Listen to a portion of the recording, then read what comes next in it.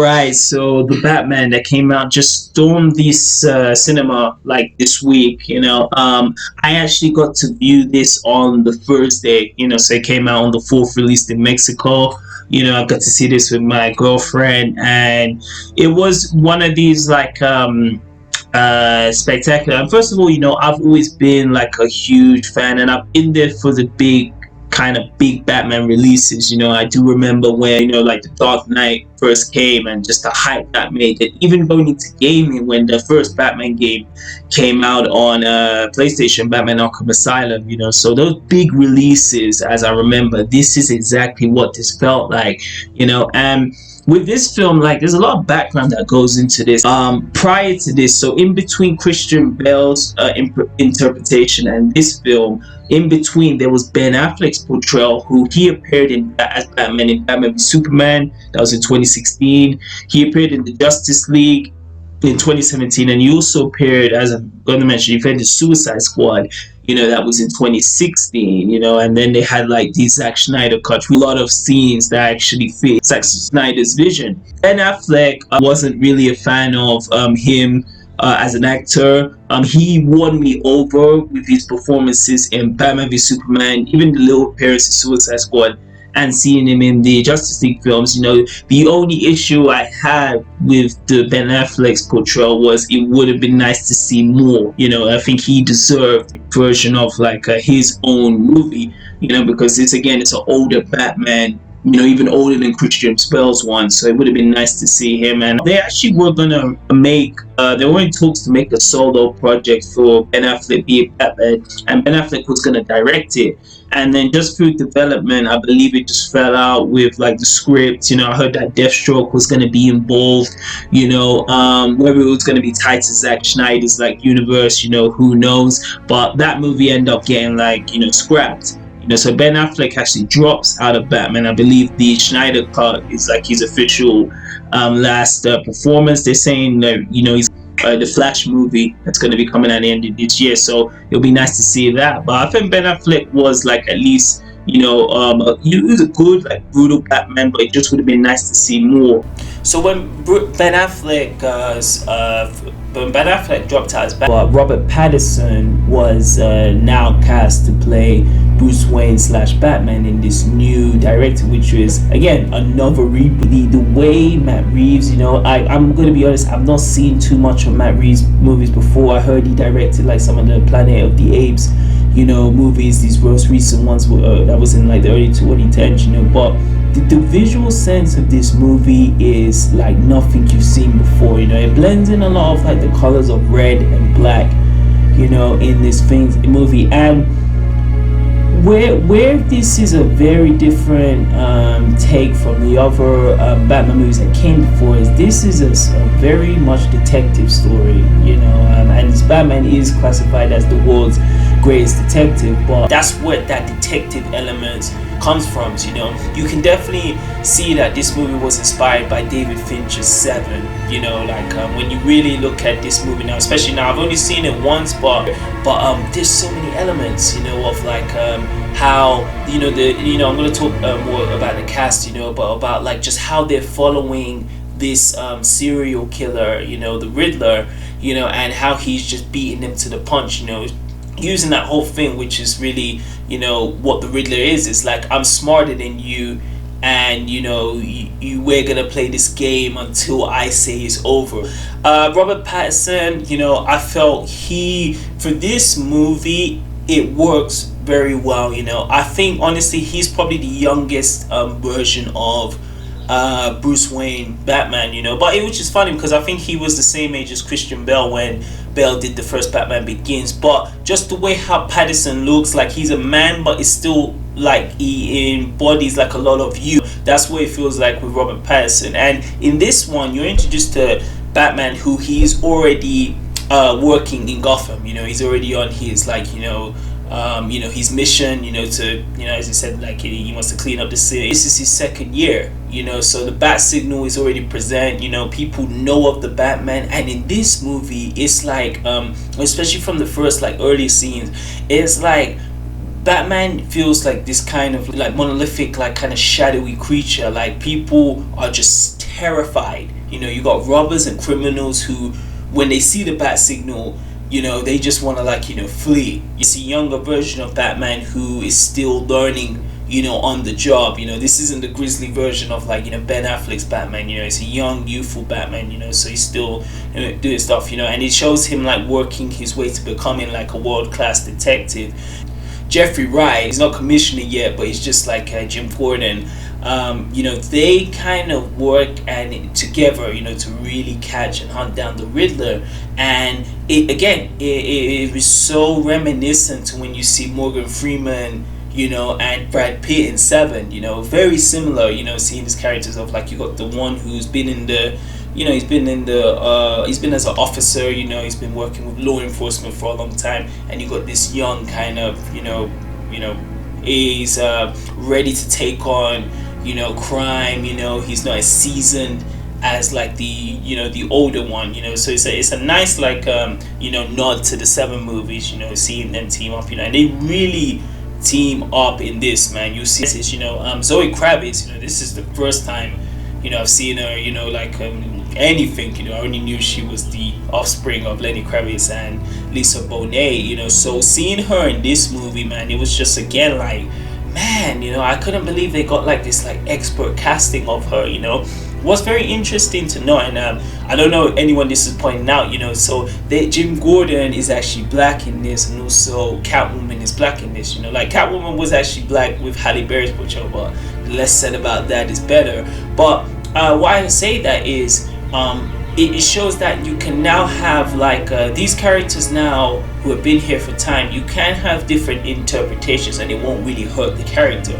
You know what I mean? And it's you're starting to see that more in films of it doesn't have to be, okay, they were made in comics as a Caucasian white dude, but we can still have a different interpretations, which may possibly change the ethnicity, but it doesn't in any shape or form harm what the character evokes, what the character is. And it's I really love that. And hands down, Zoe Kravitz playing Catwoman, definitely one of the best versions of her, man. I definitely gotta rank her up with Michelle Pfeiffer, for sure. Basically, she has an issue with again, how basically fucked up the city is, and she has a arc with Falcone, who basically gets presented in later, who's played by John Turturro. He's been an amazing actor. You've seen him in Do the Right Thing, Jungle Fever, a lot of the Spike Lee films back in the heyday, and he's actually comes in kind of midway through the film as the main, as one of the series villains. So nice to see the Riddler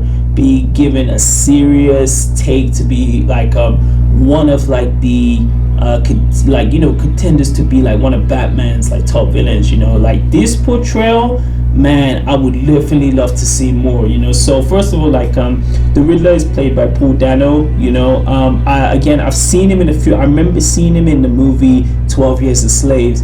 And it was really cool because once I saw the first concept art for the Riddler, I was okay, so this looks more the Zodiac. It felt a lot of inspirations from the Zodiac, and also the Saw films of, again, you cannot see who this serial killer is, and the way the traps are made really is similar to how you see in the Saw films. And then you got the riddles of again, you're never gonna catch me because I'm so intelligent than you, which is something that's very that is one of the fundamentals with the Riddler.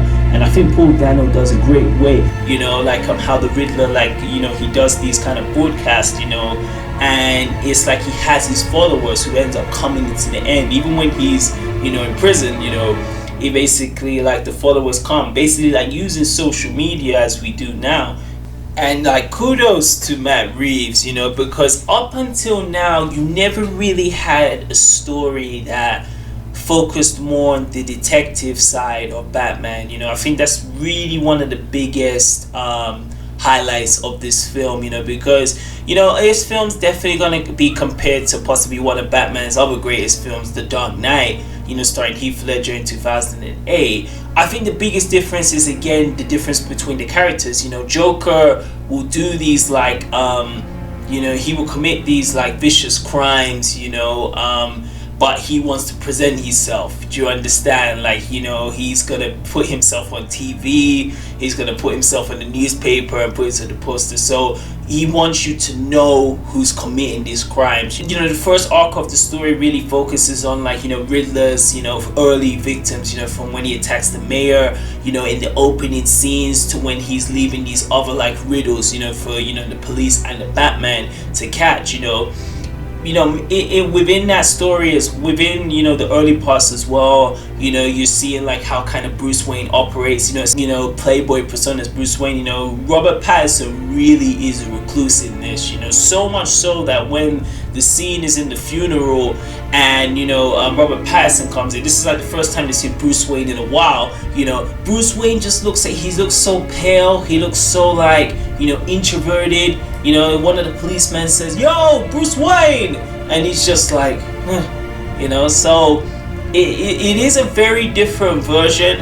I think it works. You know, I see some people say like he needs to balance it both down as Christian Bale, but I think for this version, because it is such a dark portrayal, I think it does work. It does work. Who's the Penguin? You know, who is played by Colin Farrell. You know, and man, terrific as this you know, version of the Penguin, you know, because first of all, you have not really seen like a live action film portrayal of the Penguin since, you know, Danny DeVito. Using that modern take, you do see Penguin does have, like, it's not as much deformities as Danny DeVito's Penguin has, but he does have a few, like, you know, like there's a few things like going wrong there, especially with his appearance and that.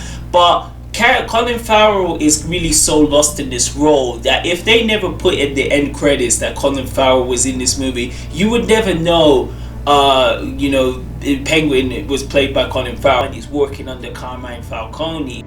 Yeah, I'm pretty sure, like, for a lot of people, you know, their favorite scene is also mine, was definitely the chase.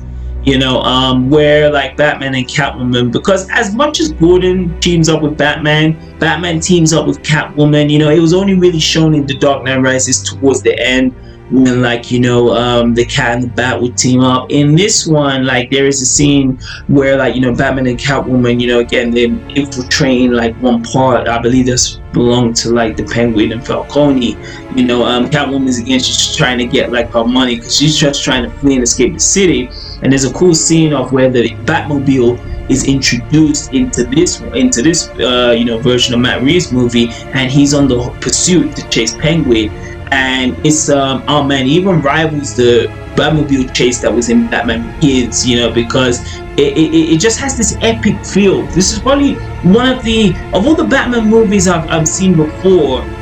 They really take time to show like how larger than life Batman is as a character, you know, from even when Batman, like, you know, chases down, you know, Penguin, you know, he bursts through the flames, you know, when the Batmobile accelerates, you know, and Penguin's, like, you know, car, like, you know, crashes and he's upside down. When Batman comes out of the Batmobile, you see him walk these slow steps and you hear the sound, which is exemplified loud, like doom, doom, doom, doom.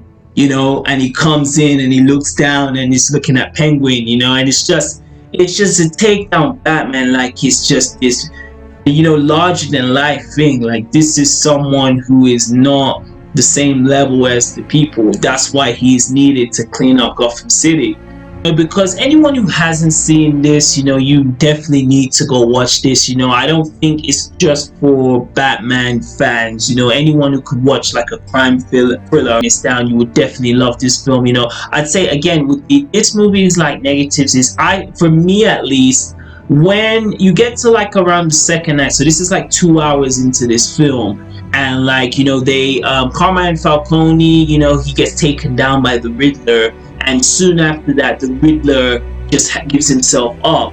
You know, he's waiting in the diner. The police come in and they arrest him straight after. So immediately after that, you got two of, like, you could say like the main antagonists of this film. You know, one's dead and one's arrested.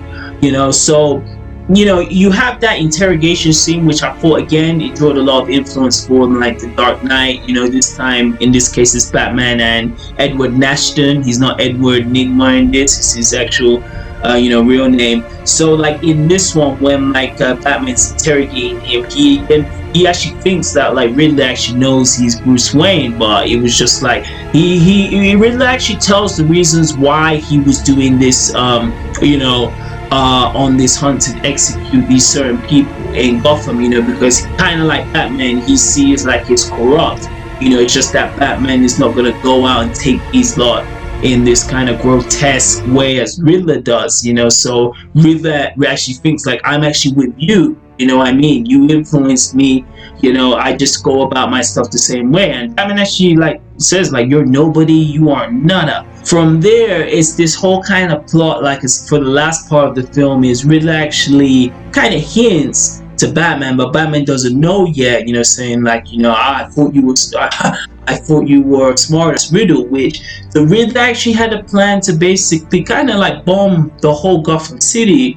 You know, so the whole water, you know, system, like the water flow, so it can kind of flood the whole Gotham. You know, he believes it's corrupt as Batman is. I do feel it did get kind of tacked on after, you know, because you know Riddler was already put in jail. You know, I thought like the other Batman films, you know, usually like the antagonist, you would have like a final showdown. You know, it doesn't have to be a physical battle, you know, because it is Riddler, but it would be more of a kind of like, if you do even see in Seven, you know, it's like, you know, Kevin Spacey's already arrested, but he does have that one last surprise. You know, I don't think they executed it so well in this film. You know, where at the end, Batman, he doesn't really fight the Riddler, he fights the followers of Riddler. You know, so when Riddler was doing this broadcast of like, you know, what he's going to be doing, you know, what he's got in store for Gotham, he had these followers who, you know, were following him on social media. So they actually take, there's actually a big, you know, like the end when they're in the center,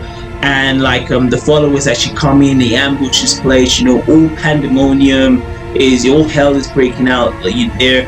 And like Batman and Catwoman kind of work together to take out all of the, you know, the followers. And yeah, and it's a pretty cool scene, you know what I mean? Batman fighting all of this, especially way up, you know, at the top. He's like on the rafters, you know, fighting all of them, you know, and he ends up succeeding with Catwoman. He ends up using this kind of like, it wasn't even explained, it's like this kind of potion that kind of looked like venom.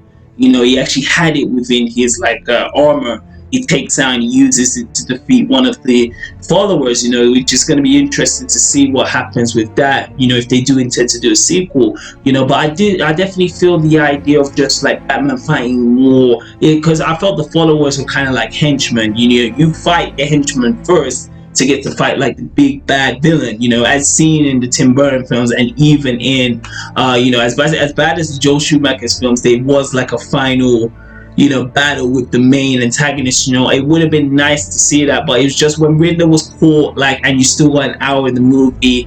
I just felt like they could have done something more epic. Overall, man, like it's a solid Batman film. You know, the Dark Knight and the Batman Begins film, I feel like it slots in somewhere in there. You know, so I would definitely say this film, I would give it a 4.2 out of 5, you know, so it's in between like the Batman Begins, The Dark Knight, and then the Batman 89 film, you know, especially of the live action films, you know, not really talking about the animated films, but especially the live action films, it's very in between, you know.